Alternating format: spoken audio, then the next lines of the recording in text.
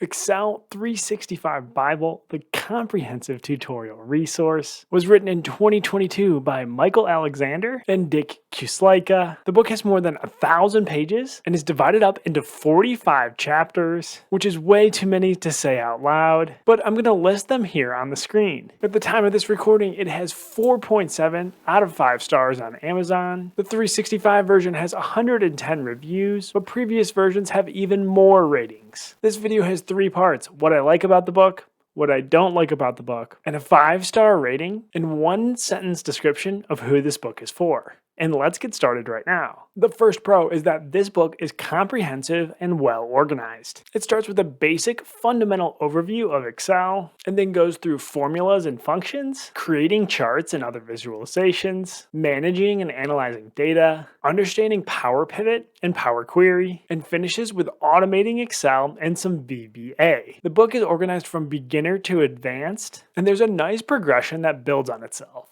So if you use Excel in your day job, then it's highly likely that this book contains relevant information to you. Moving on to my second pro. I like that it includes a section on Power Pivot and Power Query and has 7 chapters dedicated to the topic, because this topic is definitely one of the most exciting and interesting developments in Excel in recent years, and it needs to be covered. This isn't a given with Excel books. I did a review on an Excel 2022 book, and it completely omitted Power Pivot and Power Query. And my last pro is the book gives great examples. As each topic is explained in the book, there's real examples of how to use the concept. Here's an excerpt from the what if analysis section of the book, and you can see that there are images of what the data should look like and step-by-step instructions of what's next. And there's also downloadable examples online that you can follow along with. Here's an excerpt from the Analyzing Data with Pivot Tables section. Moving on to the one con I have about the book, and it's simply